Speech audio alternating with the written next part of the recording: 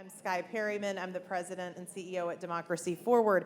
And this is going to be a really fun panel, even though we're discussing devastating things, but we will end with some hope. And I'm really excited today to be joined by Paul Raushenbush. So Paul is right here. Reverend Paul Raushenbush is an ordained American Baptist minister and the president of the Interfaith Alliance.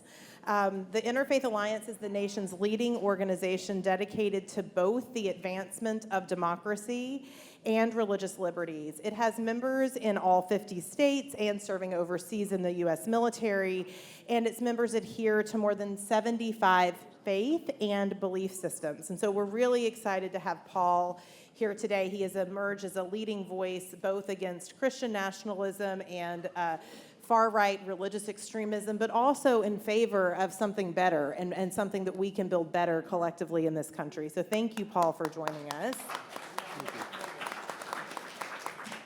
I'm also excited to be sitting next to Dr. Norm Ornstein, who is a political scientist, a senior fellow emeritus at the American Enterprise Institute. Many of you know him. He has been studying politics, elections, and U.S. Congress for more than 4 decades, has done so many innovative things in his career, but I will just note one of my favorites on your resume, Dr. Ornstein, is, of course, your work with other colleagues to create the Vital Statistics of Congress, which is a go-to reference guide that provides impartial data for congressional watchers and is updated every 2 years, and a range of other wonderful innovations. And then I'm excited to be joined by my friend Heather McGhee. She is an expert in economic, social policy. She's an advocate, a strategist, an author. Amazing. She's a New York Times bestselling author. As you all know, many of you may have read her book, The Sum of Us. She is the former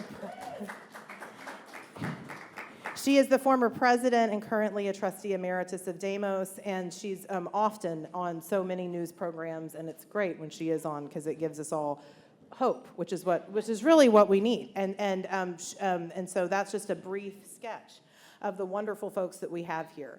The title of this panel is "It Can Happen Here," and when we got together to talk about how we might approach this panel today, I think it was Paul probably who first made the observation, said, it's already happening here.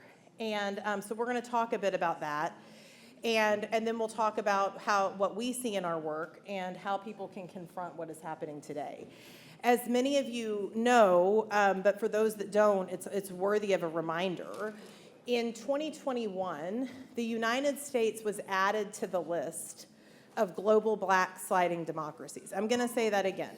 In 2021, the United States was added to the list of global backsliding democracies.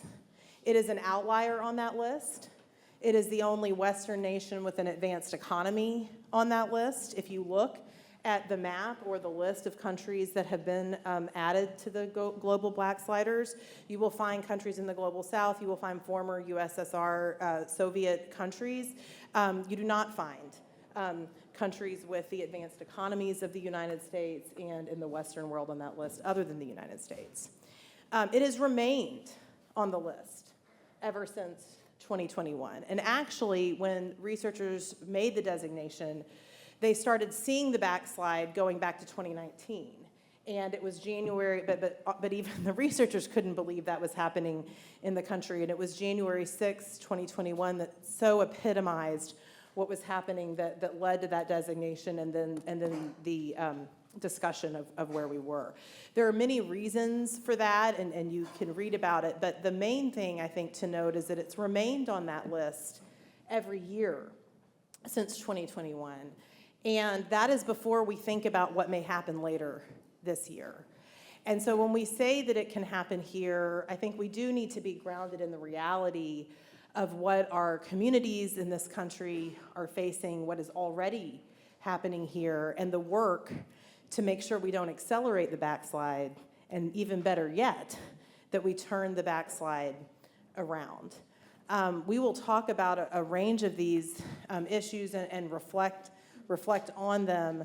I will note that several of the triggers for such a backsliding type designation are things that you already know and feel and that make you deeply uneasy and probably brought you to this room today.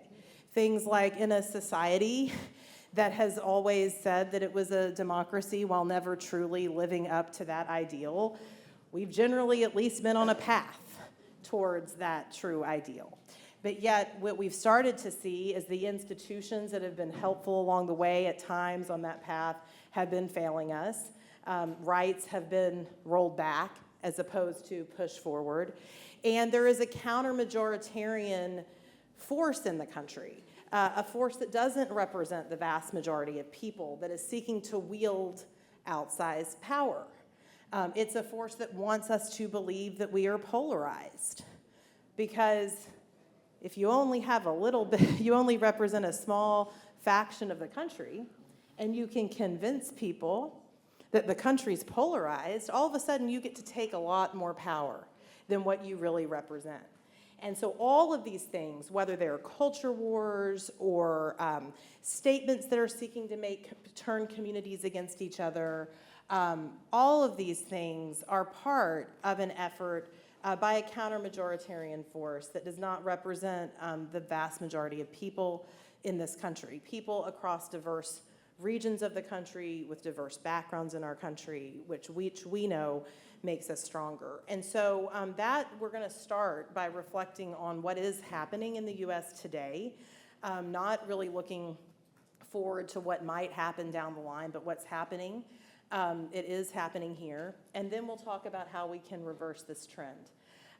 So I will start to just ask you, Dr. Ornstein had some good reflections when we were talking about this moment and how we got here that I think we could all benefit from hearing. Thanks so much, Skye. First, I want to say I've been gobsmacked by this conference. I'm not generally somebody who can sit for a whole day, but it's been riveting. And I think the people who put this together, and especially my pal Norm Eisen, we call me Norm the Elder, he's Norm the Younger, for what he's done. I do want to actually start with...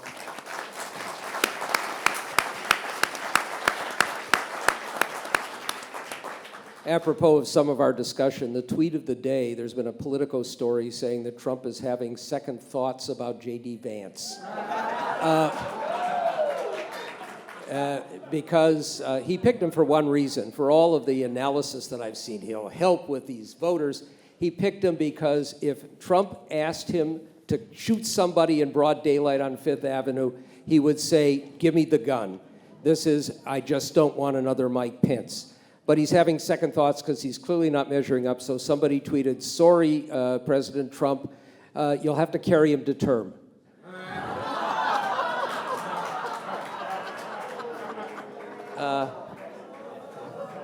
Despite Elon Musk, it's one of the reasons I still go there. I also, just as a preliminary, want to say that as we talked about bringing the country together, I now often talk about what the credo is right now, which is never criticize anybody until you've walked a mile in his shoes. That way you'll be a mile away from him and you'll have his shoes. One other comment on what we've heard. Everybody's talked about going to Guantanamo. No. We'll go to detention camps as they set up for 12 million people. And I have to say, for an awful lot of voters, including Hispanic American voters who think, well, that's not us. When they start to round people up, if you're out jogging and you don't have your ID, you're off to the detention camp. We have a lot worse, and people who don't know what's going on, and we'll talk a lot about what we can do to make them understand what it means for them. It's not just about others. Some years ago, when Norm was leaving the White House and going to be ambassador to Prague, he asked me and my colleague Tom Mann to take over a project that he had, which was to create a world forum on democracy, which we did for several years in Prague. We were able to talk to Alexei Navalny, who was eager to come, and when he got to the border, they wouldn't let him out. It was a reflection of what we know had already happened in Russia and was continuing to happen. But in the first days of those conferences, in 2010, 2011, we focused a lot on other democracies, and we still had some belief and some willingness to use the U.S. as an example where we were avoiding backsliding. But I have to say, even back then, I could see the roots of what was going on. And in 2012, we actually wrote this in 2011, my colleague Tom Mann and I, we had done a book in 2006 called The Broken Branch about Congress and how the norms were falling apart. And in 2012, we did the book, It's Even Worse Than It Looks. The next year, by the way, I did a paperback and changed it to It's Even Worse Than It Was. And I don't want to write the next book, Run for Your Lives.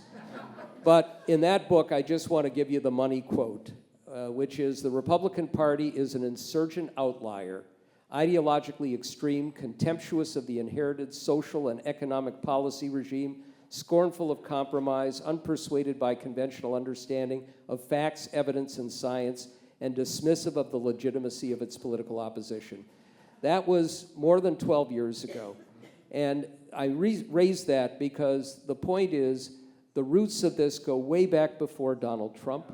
Donald Trump was a logical extension of it. I actually wrote a piece in The Atlantic in early 2015 saying why this time will be different and why they're not going to go to the heir apparent, but if it weren't going to be Trump, it probably would have been Ted Cruz. But we knew that that was happening, and he was an accelerant, and as some have said, we are going to have battles ahead even after he's gone. In a couple of ways. One thing we haven't talked about, but I think it's important to, and we're going to talk about it more here. At the time of the founding, we had the Federalists against the Anti-Federalists. The Anti-Federalists wanted a weak national government and give all this power to the states, and the states got plenty of power anyhow, but the Federalists won. They won the battle. The Anti-Federalists are winning the war. The Civil War meant that the Union beat the Confederacy. They won that war. The Confederates and their progeny are winning the other war. Whatever happens now, states are moving in directions where if they're not bringing back slavery, they are moving to create a completely different country. Dahlia talked about the separation of church and state, and Paul will be eloquent on that. If you saw the Commissioner of Education in Oklahoma, who has now mandated teaching the Christian Bible in elementary schools, and who said that there's nothing in the Constitution about the separation of church and state. We know what they're doing with voting rights. We know what they're doing erasing history. So we need to beat Donald Trump. But that's only one battle among the many that we're going to have ahead, and we have to be staunch and recognize all of that. I'll say one other thing, and then we'll go on as well. Even if Donald Trump loses and disappears, and put those elements of the states aside, we are almost at a point where 70% of Americans live in only 15 of our 50 states. People are moving to those states which are the economic engines. The major metropolitan areas represent more than 2/3 of the GDP. But I want you to think about the consequences of that. And 50% of Americans live in 8 states. The Electoral College is going to prove to be disastrous if we're able to preserve elections going down the road. We're going to have more and more instances where the winner of the popular vote loses the presidency, and that could be not by 500,000, Al Gore, 3 million with Joe Biden, 7, 8, or 10 million. And those elections will lose their legitimacy. Think about a world where 30% of Americans will elect 70 U.S. senators, and they will not represent the diversity of the country, the economic dynamism or growth of the country, and elections are simply not going to be viewed as legitimate. So we have a lot of work to do after we win this particular battle. And as we look at that panoply of reforms, and by the way, among the reforms of the Supreme Court, one that hasn't been mentioned, I take away most of their jurisdiction. One decision in all the monumental ones made in this last term that Dahlia talked about so effectively will involve the original jurisdiction of the court, which was basically about disputes between the states, disputes between a citizen of one state and a citizen of another or that state, disputes involving foreign countries. And the Constitution explicitly says any other jurisdiction that Congress gives it. Well, Congress didn't really give it the jurisdiction. Marbury versus Madison took that, and it's been implicit and it's been there. And if they're going to continue to move in a direction that is completely different from what the framers had in mind, I used to take my students to the National Archives just to look at the visual representation of the Constitution. Article 1, twice as long as Article 2, meaning Congress, which had powers more specified, was supposed to be the ultimate arbiter. President can veto bills, Congress overrides the veto, that's it. And the second article, twice as long as the third article on the judiciary. They were not meant to be usurpers of power and making the decisions, the policy decisions that they're making. So I'm perfectly fine with a Congress saying, nope, you can't do that anymore. A friend of mine in Congress, Sean Casten, introduced a bill that said, well, we need to have somebody who will have appellate authority. We'll make it the D.C. Circuit. Doesn't have to be the Supreme Court. But at least you want to let the court know that they can't do what they've done. And for a broader look at the reforms that we need to start thinking about, and some of those obviously involve changes like the filibuster. But I was a part of a commission, am a part of a commission of the American Academy of Arts and Sciences. We have a report with 70-some recommendations. Look at it. You can go to amicad.org/ourcommonpurpose, and we have our agenda set. It's for institutional changes, but also for changes to bring the society in some instances or some ways back together. So, Dahlia and I wrote a piece a few weeks ago in Slate on trying to take away people's confidence that no matter what happens, we have a safety net in place. We have institutions that will keep us from moving in the worst direction. We know what they are. They're supposed to be the courts. They're supposed to be the Congress. And they are the civil institutions. It's the religious institutions. It's the business community and labor. And it's the press, among others. And our piece said, we can't count on that anymore. We know the courts we can't count on at all. We know that we have a Congress where Republicans have basically become not a problem-solving party, but a cult. And the fear of being excommunicated or shunned or physically threatened, which has happened to too many of them, means that they are marching in lockstep. And the ones who would resist that, including Charlie Dent, who was here, are not going to stick around when that's the situation. So we're left with cultists, true believers, and others. One of the things we have to do is turn to the press, which has failed us over and over and over and continues to. One of the other things we wrote in It's Even Worse Than It Looks is that a balanced treatment of an unbalanced phenomenon distorts reality. And what we have is,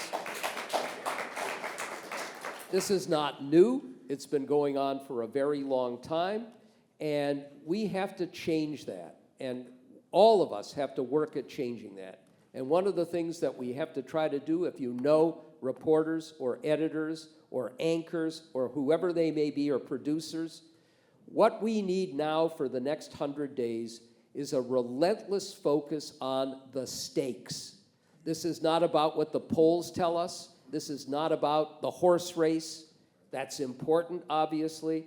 But it is going through, in every issue that matters, what the stakes are, what a Trump presidency would bring us on the environment, on civil rights and voting rights, on health care, on immigration, on democracy, on NATO, on turning to dictators, all of those issues, and then what a Harris presidency would bring us. They have the resources to do it, and it's not a one-off. It has to be the focus. We have to alert Americans to what the stakes are in this election in every way we can. I hope that we follow this conference with a White House conference on the threats to democracy. I hope that they showcase not just people like Olivia Troy, but the former Secretary of Defense, Mark Esper, generals like Mark Milley and John Kelly, all of those who were inside and said it was horrible then, you can't believe what it would be next. And What I'm trying to do, and I hope anybody who can help with this, I want to get 30 celebrities of all different types, including some I've never heard of, but who appeal to Gen Z and others, to do 30 to 60-second TikToks on every different part of Project 2025. We need a full court press everywhere on what this represents. And if we start to do those things, we have a chance to pull this back. And we have to understand that the ebullience we feel now at having pivoted away from what would be an election framed around a referendum on the Biden presidency, which all of us can understand has been remarkable in what it's accomplished, but most Americans don't feel that way, to a referendum on decency, integrity, democracy, and fundamental values. And by the way, the assassination attempt on Trump, why do you think Trump at his convention said, I'm going to talk about this once and then never again? If the person who did this had been from Antifa or had been a supporter of Democrats, you can damn well be sure he'd be talking about it every damn day.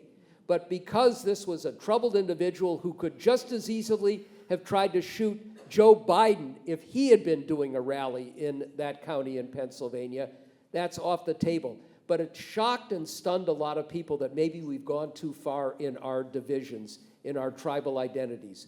We need to seize on that and try and reach people who we ordinarily would not reach, who may be uneasy that they could see the society fracturing and moving away. So it's on all of us. And with that table setting, I'll turn it back to you, Skye. Thanks. Thank you. Thank you. So I think just focusing back for a moment on it's already happening here. We're going to talk about it could happen here, what we can do to prevent it, but to understand and ground us in what is already happening. Heather, maybe I could start with you about some of the communities and the research that you've done and the work that you're doing, and sort of what that is, what that has shown you in terms of the backslide. Yeah, thank you so much. I'm really happy to be here this afternoon with this esteemed panel and, experts in the audience as well as concerned citizens who saw this conference and said, I absolutely have to do something and be a part of it. So thank all of you for caring about our democracy and spending this time. So I want to first say that it is so very important for us to really ground in the reframe that Skye made. Not it could happen here, but it is already happening here. Now, we could spend an hour and a half talking about the incredible work that Skye's organization does, tracking all of the different state and county level threats to a free and fair and open democracy, from the book bans to the attacks on elected officials and county clerks, to all of the kind of legislation that is taking away the voice of the people and that is trying bit by bit to make little mini Project 2025s in all the states when we're not paying attention. But I also want to ground us, as we always should, as people who live in this country with its inheritance, on the reality that for many people in this country and for much of our history, the kind of autocracy, the authoritarianism, the sheer terror, the lawlessness that we are afraid of coming to our shores was the defining feature of life, right? And when you know that, and you understand that many aspects of our electoral system, our constitution, our markets, our distribution of power and wealth in this country were set up to protect that level of racial terror, authoritarianism, lawlessness, extrajudicial violence, then you realize that it is actually not that hard for us to get back there. So I think that should make us both have the vigilance that we need in order not to personify this on any one candidate, but to understand, as Norm referenced, that this is a part of our legacy, our history, and our structures, right?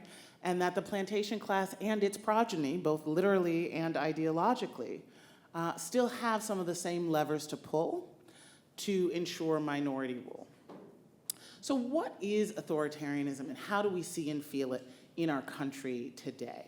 Now, this is a country of contradictions and complexities. I have, since my book was published 3 years ago, spent most of my time, usually 2 to 3 days out of the week, on the road, all over the country. It's been thrilling. It's been hard on my family and my lumbar spine and all of that. But it's been an amazing way to get out of the Acela corridor, out of the think tank world that I was in before, and to really talk to people in church basements and VFW halls and community colleges and in their workplaces about their fundamental concerns about America, how they understand our history, how they understand who we are to one another. And I'm not going to Miami and Seattle and LA. I'm going to Central Ohio and Central Pennsylvania and Kansas and Indianapolis, right? And it's been an incredible eye-opener for me to really understand that A, this country has far more receptivity both to the incredible optimism and democratic core values that we all cherish, and almost literally in the same hiccuping breath, the kind of authoritarianism that we see on the rise, right? Authoritarianism is not a policy preference. It's not like I want taxes to be lowered or increased. It's more of a dormant worldview.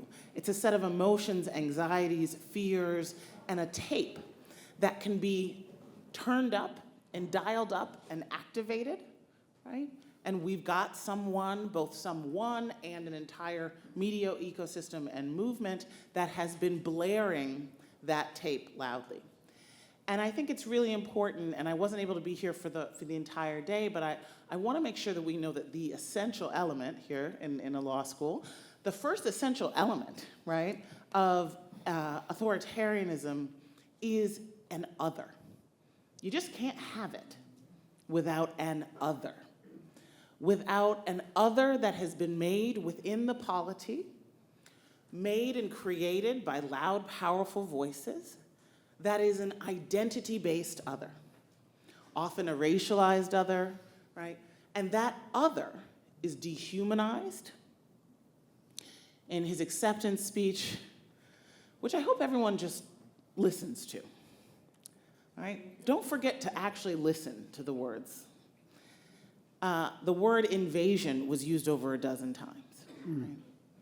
So you've got this dehumanization of the other, which is an essential element of authoritarianism, right?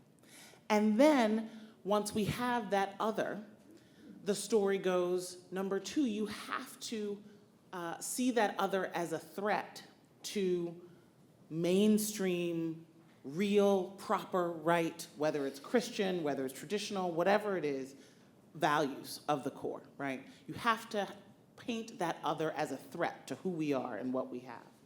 And then, of course, third, there has to be a big conspiracy that is including people in power, not just those others, to destroy what we have. And then, because the stakes of that threat and the goal of that conspiracy is so dangerous, the protection of that mainstream, traditional, real American requires breaking rules, requires by any cost, right? By any means.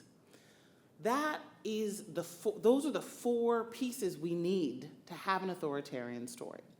And so I want to invite us to recognize that in any multiracial democracy, where there are always going to be in and out groups, where the question of who we are to one another is always being relitigated, and it's not a natural answer that we are all one people. Race, identity, sexuality, gender, immigration status is always going to be the fulcrum, the biggest weapon for the authoritarian. So, it doesn't mean that everybody who is sympathetic to that tape is a racist and would never want to, sit at the same table with someone of a different race, right? And I have experienced that in my travels throughout the country. But it does mean that as we look to solutions, as we look to what our story has to be, that has to be louder than the authoritarian story, we do have to remind one another of the goodness of the other, of the importance of diversity, of our common humanity underneath all of that difference, right? And I don't just mean remind Americans of that from the pulpit, which is important, right? And is absolutely being contested right now in the war for what Christian theology really is. I don't just mean remind it from the bully pulpit, but I also mean remind people of the importance of cross-racial solidarity in the experience of living with one another in harmony and peace and common purpose in institutions that frankly are under attack, in our public schools, in our labor unions, in our workplaces, in our places of faith and common gathering, right? And so when we look at what is the answer to authoritarianism, it is unfortunately something that we are losing, which is being together physically. I think it is no accident that the pandemic created an acceleration of the kind of narratives and conspiracy theories that are driving the sort of roots of this amplification. So I'm going to leave it there, but I wanted to remind us in this room that in this country, it has always been about who really is an American, who really is human, who really should own property, and who really is property. And unfortunately, we still have so many of the structures, as Norm mentioned, that are allowing a minority rule, because of course, the people who are even sympathetic to authoritarianism, not just the people who are committed to it, are still a minority of the country. But because of the vestiges that were set up to create minority rule of enslavers, we've got an electoral college. We've got rule by acreage and not by people, right? We've got these systems that are making it much, much harder, much, much easier for an authoritarian minority to reach in and grab power. Thank you, Heather.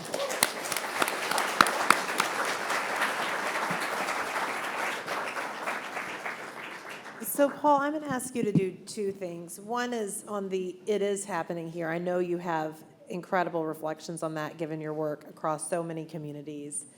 And I think I'll also ask you to kind of pivot us into it doesn't have to happen here, and sort of sort of reflecting on the problem, and then we'll pivot into, and then we'll continue to talk about those solution-based pieces.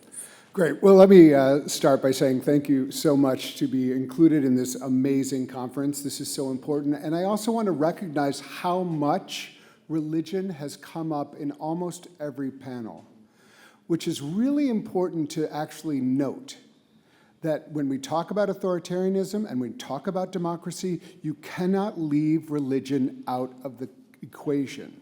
I would say religion in some ways and spirituality in its both beneficial and nefarious characteristics are the lifeblood of an autocracy.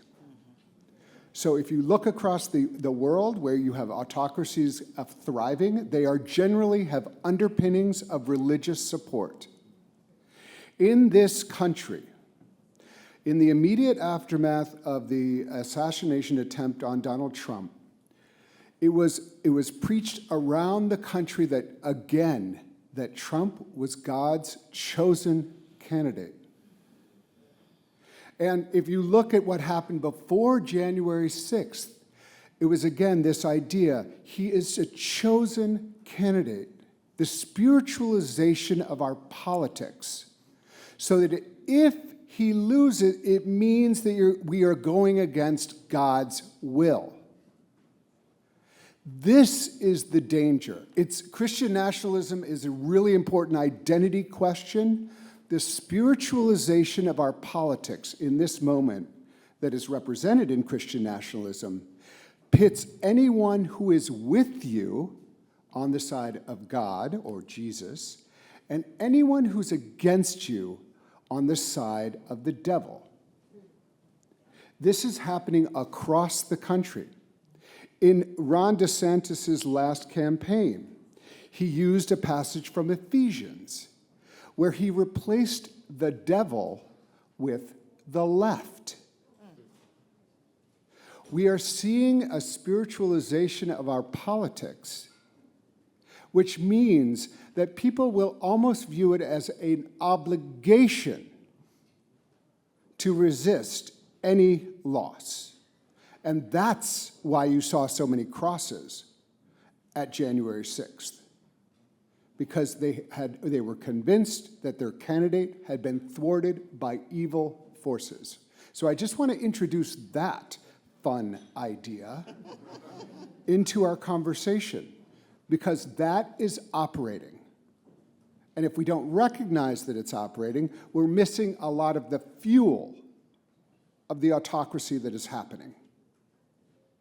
So the other thing that comes with a Christian nationalist worldview is a sense that, in some ways inspired by this, that violence is okay, and that it's almost as though things are sanctioned, and you become a martyr if you are the recipient of violence in support of this. So it's a very, very serious moment that we're in. A minority religious position in America, which does not actually represent the majority of Christians in this country, but it claims Christianity, is using spirituality as a motivator of many, many people. And so after the attempt on Donald Trump's life, he became the chosen candidate, and there are many people who are operating under that idea right now. So just to kind of add that to the mix. And this idea of spiritualization is happening in Florida. It also happened in Oklahoma. And this idea that the governor, after he won his election, said, "I'm sanctifying this state for Jesus." Every inch of this state, he said, "I'm sanctifying it for Jesus." And so that's the backdrop of an education leader, or whatever you call him, the school superintendent, to say we have to have the Bible taught in school, because we've already decided that every inch of Oklahoma has been sanctified for Jesus. And so if you think the Bible, and that's a broad term, and it's just a civil religion, which is what they kind of couch it in, that's not what they mean. They actually mean a certain understanding of Christianity that will be propagated within the public schools. And so this is part of what's happening across the country in small and big ways. The other backdrop for this, which is really important to mention, and I just want to recognize that, my organization, Interfaith Alliance, collaborates with lots of other organizations, and we're always open for new collaborations. But one of our good friends is the Southern Poverty Law Center, who just put out their hate index. The level of anti-Semitism and white identity, but anti-Semitism and anti-Muslim hate, this is pre-October 7th, is astronomical. And so if you're wondering, how do we have these Nazis carrying Nazi flags showing up at synagogues in Nashville, Tennessee? There has been permission granted. And I think it is worth saying, this is from the inception of America, this question of who are we? And we've seen this before. We've seen this before. It is not a new idea. But when you bring in these phrases around poisoning the bloodstream, and this idea of the Great Replacement theory, which is that the Jews are replacing the white race. These are the things that this is the rhetoric that is the backdrop for the political moment that we are in. And many people understand everything that's happening through that lens. And white Christian nationalism is the backbone of the Republican Party at this point. And they expect to be rewarded.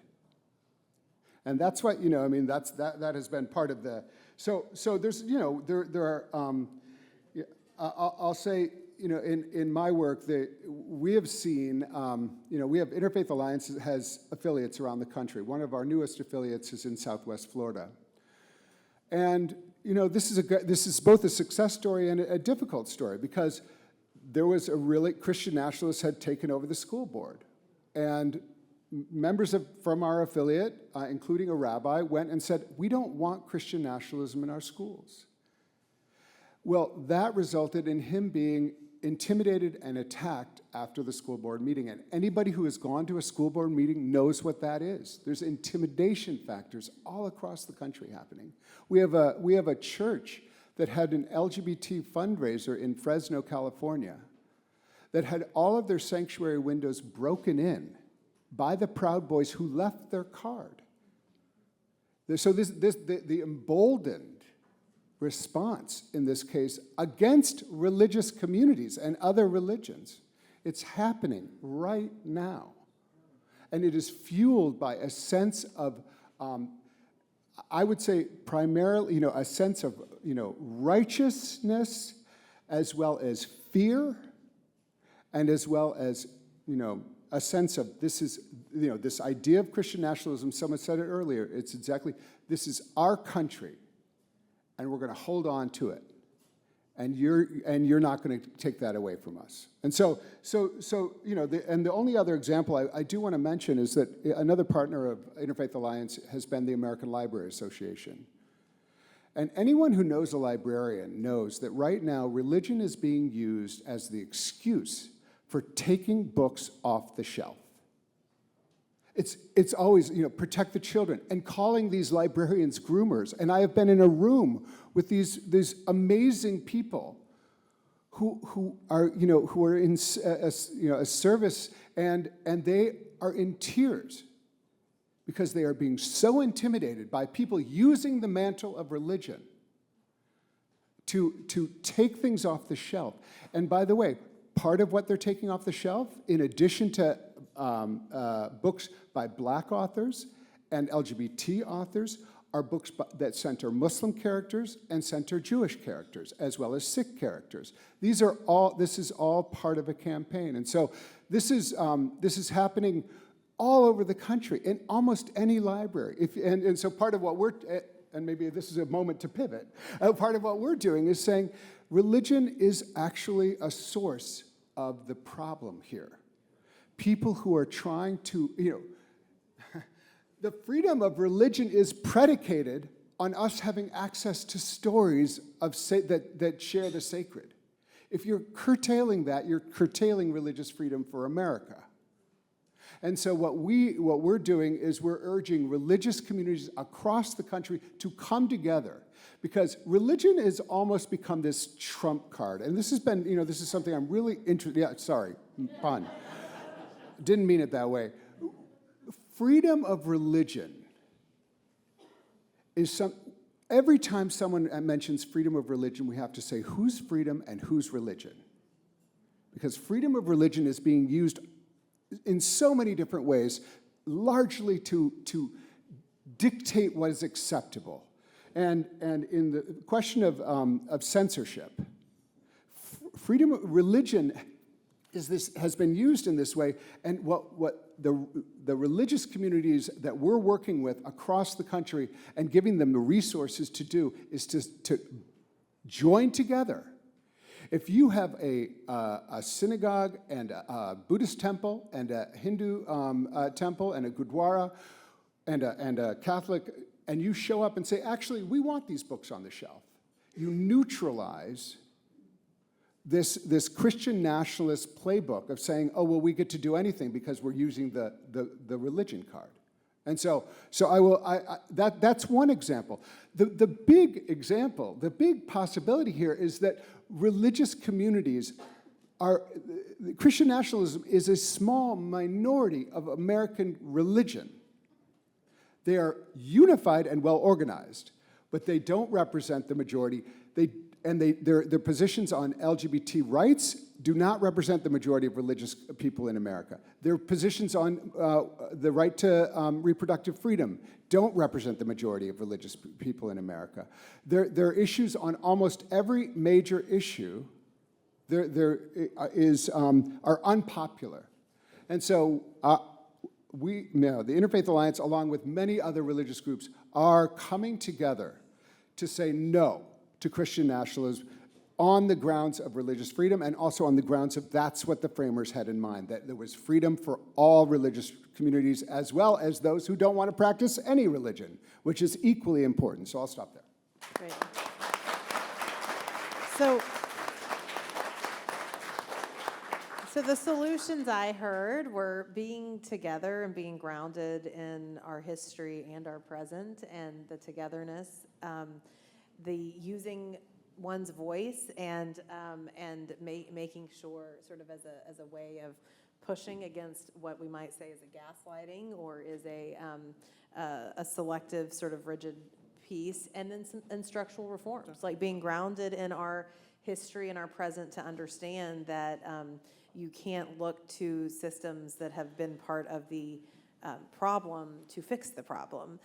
So those are the things, I think, from the comments up here. And because of time, I'm just going to ask my fellow panelists, would you all be okay to go to an audience piece, or does anyone have something they really need to fit in before we go to the audience? Just a couple of comments. First of all, following on Heather, Donald Trump used the words vermin and animals, and we can't get away from that. These are Hitler's terms, but it's the dehumanization taken to an absolute extreme level. Just the other quick point that I would make is right now it's triage. We have to get through the next 100 days, and remember, it's not just a presidential election. We need to try and win the House and preserve the Senate, and we have reforms that are ready on the shelf. It's going to take a long time. They always do. Mike Zamore is here, who had worked with Senator Jeff Merkley, a terrific book on the filibuster. We've got reforms that are ready to go if the time is there. But let's get through the next 100 days and then mobilize if we win and focus on what we can do to preserve over the long run.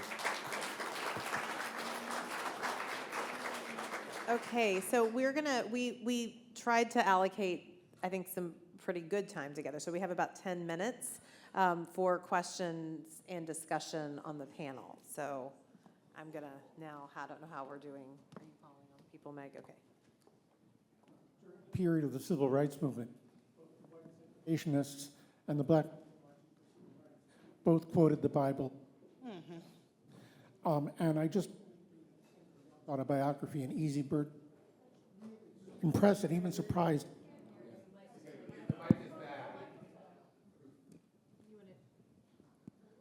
You want, here, just take one of ours. You want to just take one of ours?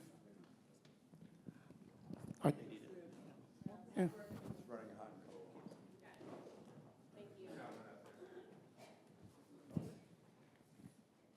As I was saying, during the period of the civil rights movement, both the white segregationists and the black people fighting for their rights quoted the Bible in their defense.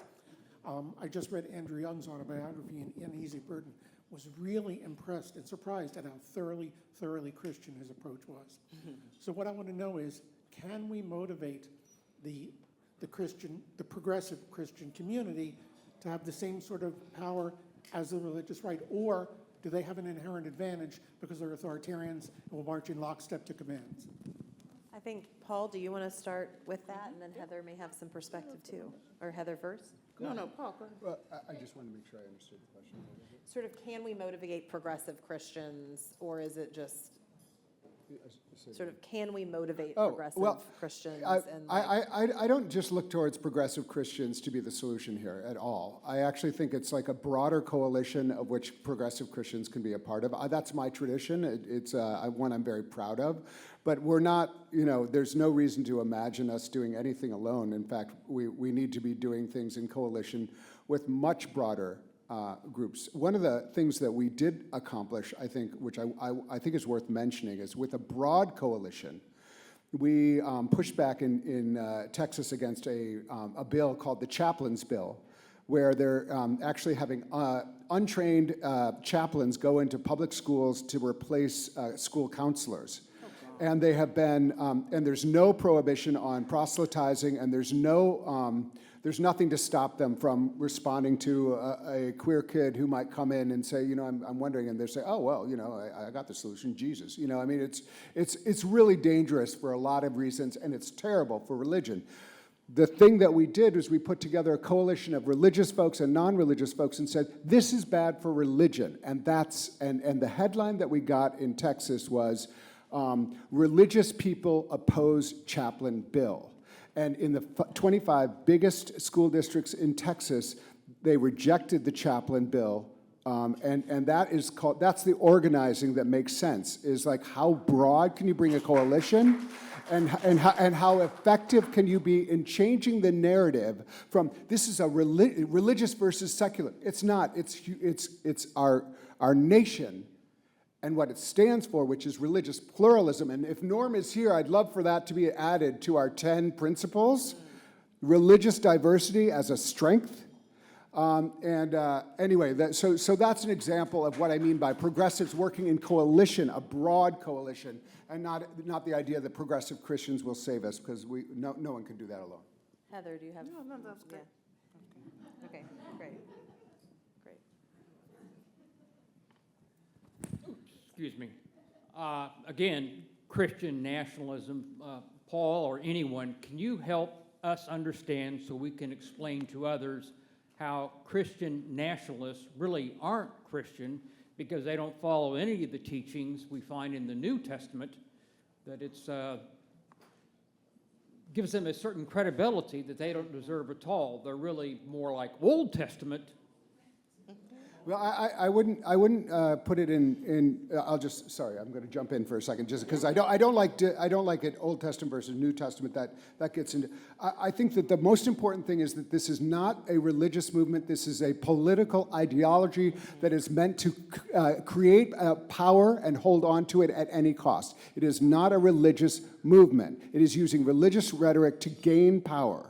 And so it's really important to distinguish that, and also to make sure that people understand that it represents a minority opinion within Christianity. Doesn't mean that Christians don't have a responsibility to fight against it. I'm not absenting myself from it. In fact, I have the most responsibility to fight it. But I am saying that it is important not to label it as a quest for power more than a religious movement. Great. If I can just add very briefly, I think it's really important to tell that story in the context of reproductive freedom and the history of it. I had an incredible opportunity to be in Dallas, Texas, at the church where, in that basement, Jane, the woman known as Jane Roe, first came and told her truth and sought help from her religious leaders to be able to get the health care she needed. And today, at that same church, they're still doing shuttles of people who need abortions out of the state of Texas to do that. It was for an episode of the podcast, The Sum of Us, that I really would love for you guys to listen to, because it tells a different story of the history of how religion came to use abortion as a moral high ground after they lost the moral high ground of segregation, and how much religious leaders have always been at the forefront of protecting reproductive freedom in this country. Do you mind if I do? That is such an important. Thank you so much. And I had a chance to speak with those folks. It's so amazing what they're doing, and it is a really important element of the history in America. Is that actually Southern Baptists signed an amicus brief with the original Roe v. Wade, because they believed in the freedom of people to have individual choice over their bodies, that make your own decision, follow your conscience. And the fact that they've lost that completely shows you a lot about where we are. But it's just important to recognize that individual congregations in this moment are going to have to play a big role because they can provide civil spaces in a moment where a lot of our civil spaces are being hollowed out. I think we have time for maybe one or two more questions, so. Thanks so much for this conversation. A lot of the talk around the rhetoric of Christian nationalism feels like a natural extension of the rhetoric around our veneration of the Constitution.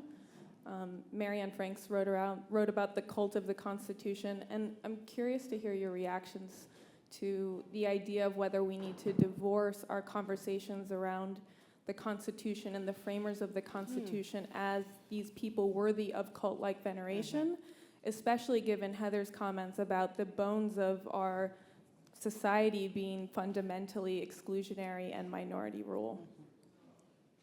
Do you want us to take that? Sure. Take I it? mean, have I wish we had more time. Listen, we are a very young country. We are a young country that halfway through our youth broke and had to come back together again. And so I do believe that we need to have a living constitution, and we do need to continue to make our structures and our documents and our norms fit the ultimate goal of having a multiracial democracy with freedom and justice for everyone. So I am not by any means an originalist or a framer, acolyte. I do think that it is important for us to have some common touchstones because we have so little culturally, religiously, racially, ethnically, of origin that unites us.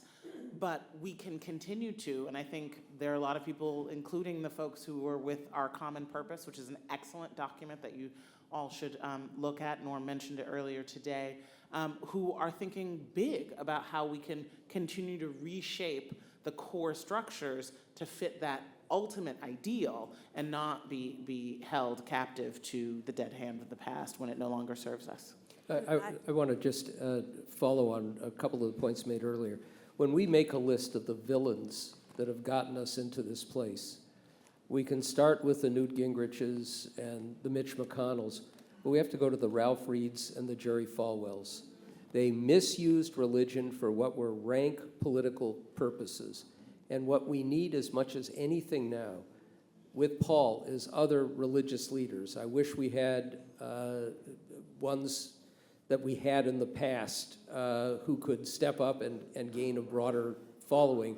But we need religious leaders to step up and even more take on this task. And remember that Project 2025 is being driven by the progeny of Ralph Reed and Jerry Falwell. I'll just mention that Interfaith Alliance was founded as a direct response to Ralph Reed and Jerry Falwell in 1994, and we're celebrating our 30th year. And that is really our raison d'etre. Sorry to bring that in, but